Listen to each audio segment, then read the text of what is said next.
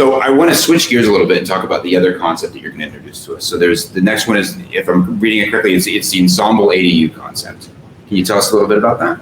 So Ensemble was designed initially as a multi-generational housing concept, and it's designed as the idea of fitting a larger unit and a smaller unit together on a single lot and then sharing an outdoor courtyard space. And so initially, we were focusing on that multi-generational market, but as we've seen the popularity and the rise of ADUs, we've seen that this could also apply to that as well, and that a lot of our clients are seeing that a single homeowner could buy that single lot with 2 units on it and then rent out one of those units to help to bring in some individual income.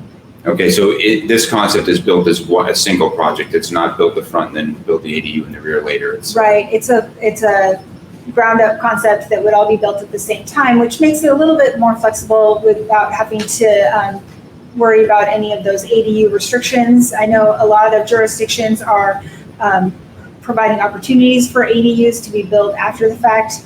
This is based on the benefit of that idea without necessarily needing those jurisdictional changes in order to make it work. Yeah, I can also see this easier on financing as well, because you're securing financing for the single residence with the extra income generating property in the back end there. Definitely. Yeah, great. Well, let's take a look at the video on this product and then have you walk us through the floor plans. Sounds good.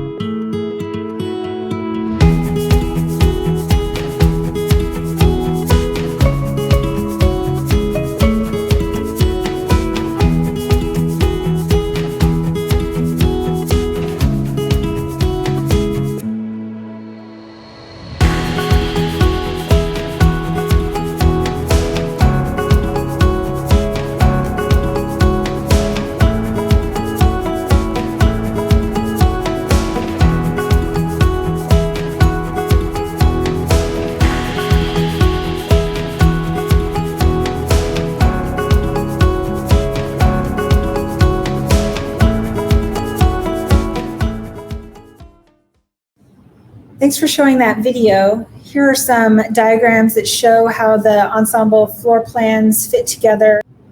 Each unit has a larger unit toward the front and then a smaller unit toward the back. And as you can see, they sort of create a C shape around a courtyard area that is shared by both units.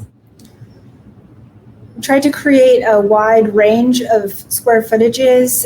The idea is to appeal to different segments of generational living. So perhaps it's a retired couple living with their adult children in their family and living on the same lot but in separate units. We also looked at some other options for maybe a single parent living with some extended family and sharing some space that way.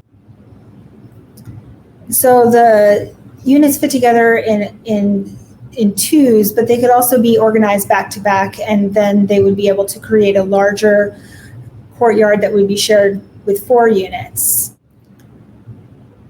Here's an aerial view that shows how these all fit together. So the larger unit faces toward one street, and then the smaller unit faces toward what we're calling a Woonerf, which is also a more secondary street, but is activated with walking and bicycling. Here's from the front showing the main street and the Woonerf from behind. And so each unit still has a nice entry feature, and it's not like a back house and a front house. It's more that they're oriented in 2 different directions. And then the different courtyards can be programmed in a whole series of different ways depending on the family and the needs of that particular household. We really wanted to create some nice programmed spaces that could include some indoor-outdoor spaces and different types of gathering areas. And so the idea is that while the families would each have their own individual spaces, that they would be able to share these outdoor spaces, and that would help bring the families together. And then trying to create different types of programming for those outdoor spaces that would appeal to a wide range of ages and demographics. And I think that's it for our slides for Ensemble.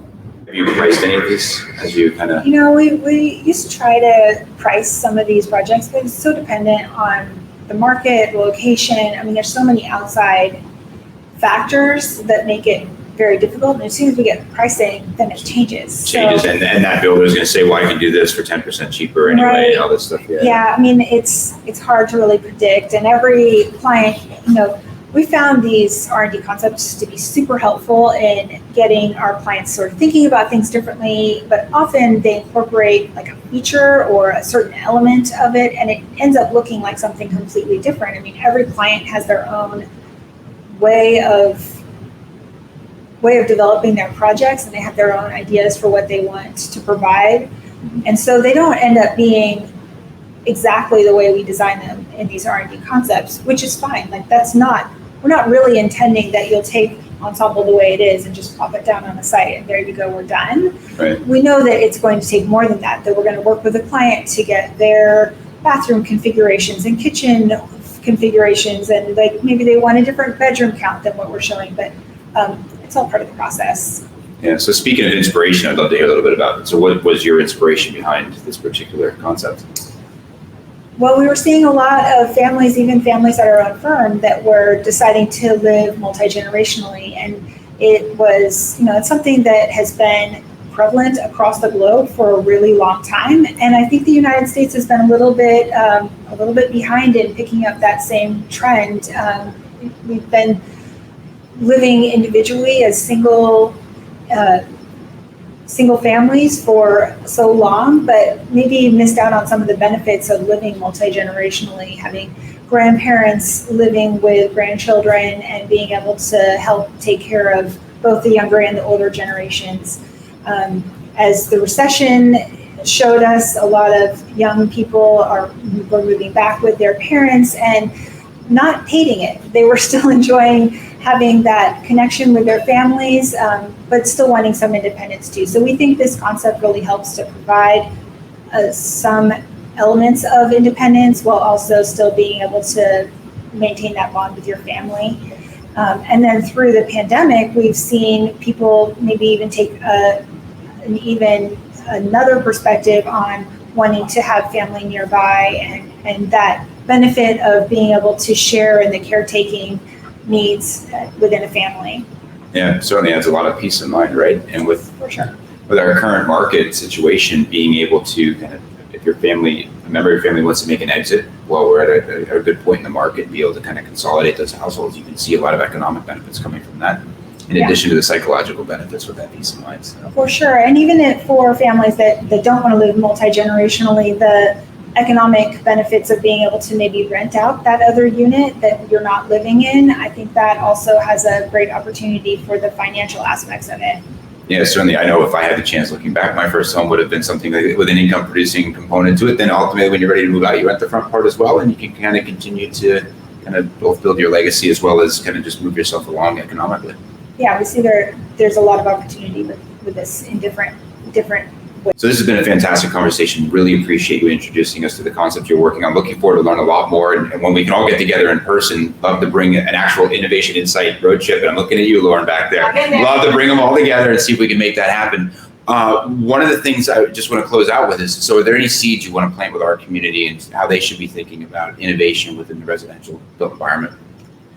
We encourage our clients to look outside of just the home builder world and look for other things that are happening both in the multifamily and hospitality construction innovation, and then also even in like office construction or education design. There are a lot of things happening right now in terms of sustainability and sustainable design that we think will ultimately affect home building, and we're hoping our clients will start to study those different types of design opportunities and ultimately incorporate them into their own projects.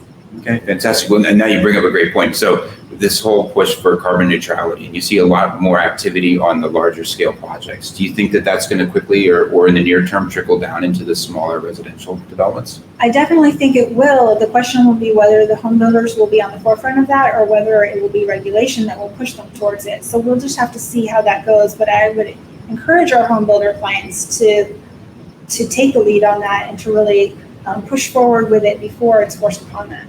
And you're here to help them think it through, right? For sure. All right, right on. Well, thank you so much, Marissa. Really appreciate your time today. Look forward to coming back when we get together in person again. Thank you. It was nice to talk with you.